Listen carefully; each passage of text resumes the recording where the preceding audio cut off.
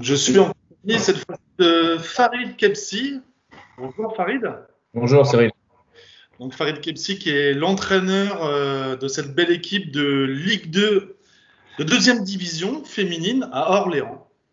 C'est ça. C'est ça.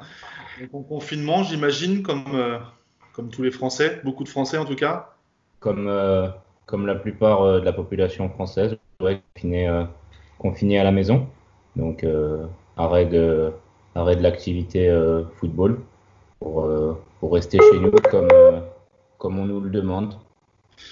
Alors, c'est un arrêt dans votre bel élan parce que Orléans, donc la section féminine est en deuxième division.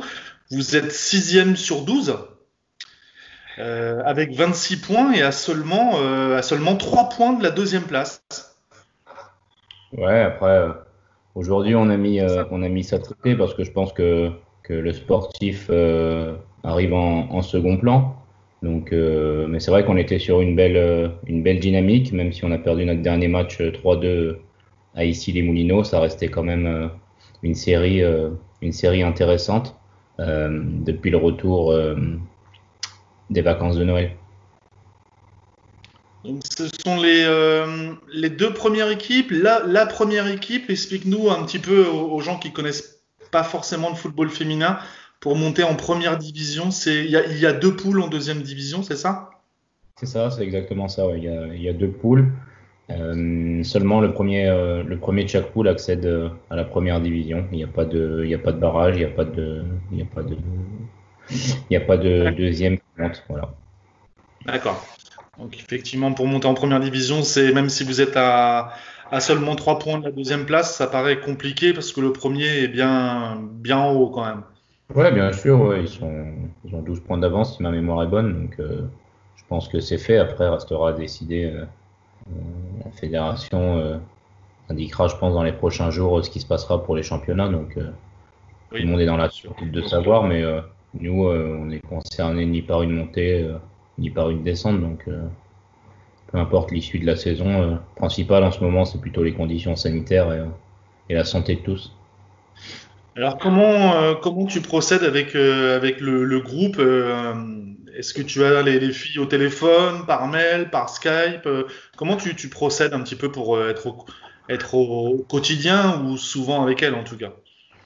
Mais, on essaye de trouver des leviers qui sont autres que ceux d'habitude, puisqu'on on a l'obligation de rester à la maison. Mais oui, on les a au téléphone, soit par SMS, soit par vidéoconférence ou des appels tout simplement.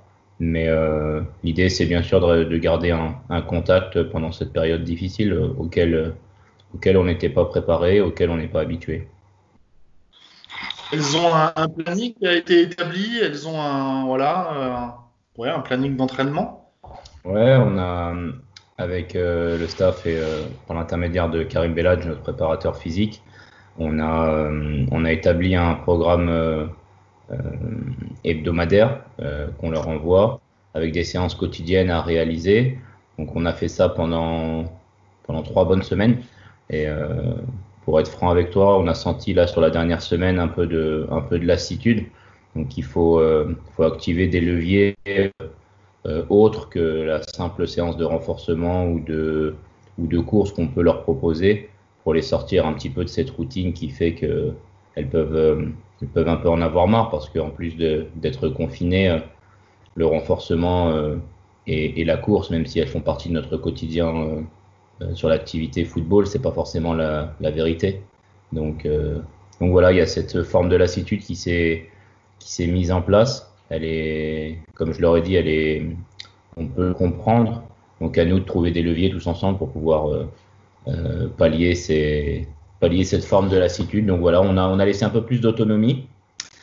Ce qu'on veut, c'est qu'elles fassent à peu près 3 à 4 séances par semaine de leur choix. Donc ça peut être des cours en visioconférence comme on peut voir sur les réseaux récemment là qui sont mis en place. Il y a des salles qui font des cours par, on va dire, un peu correspondance. Donc voilà, Oui. on leur a donné, elles ont 3 semaines de séances quotidiennes qu'on leur a envoyées. Donc voilà, à elles de trouver les leviers qui correspondent à leurs possibilités pendant le confinement. Il y en a qui sont en appartement, d'autres en maison avec jardin. Donc c'est vrai que c'est pas, tout le monde n'a pas les conditions réunies pour pouvoir se maintenir en forme de la même manière, on va dire. Ouais, et puis il manque le ballon, hein, clairement. C'est un sport collectif. Le Exactement. physique, elle l'avait, parce que pour jouer en deuxième division, je pense que le physique, il n'y a pas de souci. La préparation a été bien faite vu vos résultats. Mais le ballon manque. De toute façon, ouais, le ballon est toujours difficile de le remplacer dans ces moments-là, mais voilà, on essaye malgré tout de garder une dynamique. Alors, au bout d'un mois, je sais pas si on peut parler de dynamique, mais voilà, je pense qu'on en a lundi, on en saura un peu plus sur la suite de ce confinement, mais enfin, je m'attends pas à ce qu'il y ait une reprise sur le terrain dans les prochaines semaines. Donc, va falloir encore trouver des solutions pour pouvoir garder tout le monde concerné au cas où ça reprendrait, même si plus les jours passent, on y croit. Ok, Farid. Bah écoute, merci beaucoup pour cette interview. Ben, pas de souci, merci à toi. De rien. Et puis, bah, bientôt, j'espère, sur le terrain. À bientôt, merci beaucoup Cyril. Salut Farid, à bientôt.